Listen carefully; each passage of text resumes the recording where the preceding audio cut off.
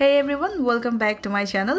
আমার আজকের রেসিপি হচ্ছে আরেকটি কুকিং বেসিক আর এটা হচ্ছে টমেটো কেচাপ অথবা টমেটো সস। এই টমেটো সসটা বাসায় কেমন করে সহজে বানিয়ে সংরক্ষণ করা যাবে সেটাই আজকে আপনাদের সাথে শেয়ার করব। আশা করছি আপনাদের কাছে ভালো লাগবে। প্রথমে এখানে একটা হাঁড়িতে আমি পানি বসিয়ে গরম করে নিয়েছি।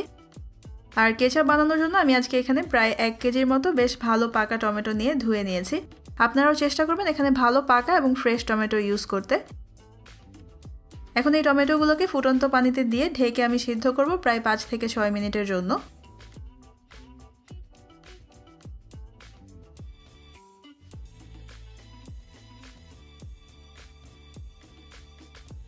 প্রায় 5-6 মিনিট পর এই টমেটোগুলো এখন ভালোভাবে সিদ্ধ হয়ে গেছে। এগুলোকে আমি এখন এখান থেকে তুলে নিচ্ছি আর এরপর অপেক্ষা করব এগুলো ভালোভাবে ঠান্ডা হয়ে যাওয়া পর্যন্ত।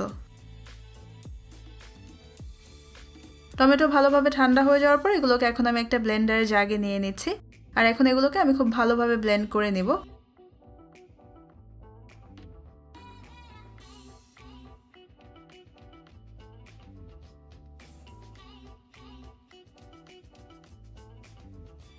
ভালোভাবে ব্লেন্ড করে নেওয়ার পর এখন ব্লেন্ড করা টমেটোগুলোকে আমি এরকম একটা ছাঁকনি দিয়ে ছেঁকে আরেকটা হাঁড়িতে নিয়ে নিচ্ছি।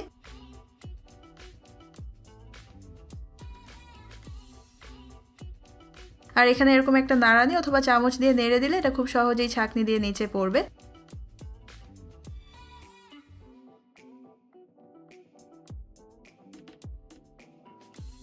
ছেঁকে নেওয়ার পর এখন এই অবশিষ্ট অংশগুলো আমি ফেলে দিচ্ছি। এখন এখানে আমি দিয়ে দিচ্ছি 1/4 চা চামচ লবণ, 1 চা চামচ লাল মরিচের গুঁড়া, 4 টেবিল চামচ অর্থাৎ 1/4 কাপ দিয়ে দিচ্ছি চিনি আর 1/4 কাপ দিচ্ছি হোয়াইট ভিনেগার অথবা সিরকা।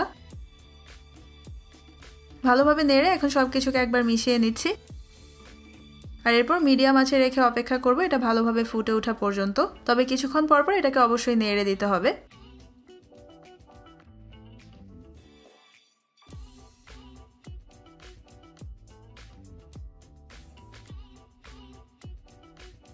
ভালোভাবে ফুটে ওঠার পর চুলার আঁচ কমিয়ে এখন আমি মিডিয়াম লো করে দিয়েছি। মিডিয়াম লো আঁচে রেখে এটাকে এখন আমি আরও প্রায় 20 থেকে 22 মিনিটের মতো জাল করে নিব, টমেটো কেচাপের রাইট কনসিস্টেন্সিটা চলে আসা পর্যন্ত। আর কিছুক্ষণ পর পর আমি এটাকে নাড়তে থাকব।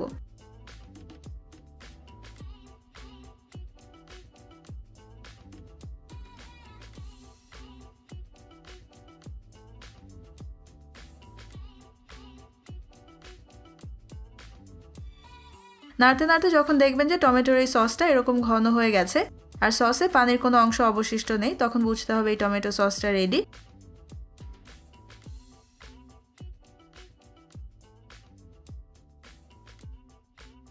আর সসটা হয়েছে কিনা সেটা চেক করার একটা পদ্ধতি হচ্ছে এরকম একটা শুকনো পরিষ্কার প্লেট নিয়ে এর মধ্যে কিছুটা সস তুলে নিলে যদি বাঁকা করে ধরার পর দেখেন যে এর ভেতর থেকে পানি বের হয়ে আসছে তাহলে বুঝতে হবে সসটা হয়নি।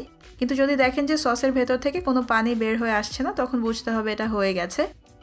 আমার এই সসটা এখন হয়ে গেছে। চুলা থেকে নামিয়ে আমি এখন এটাকে পুরোপুরি ঠান্ডা করে নেব।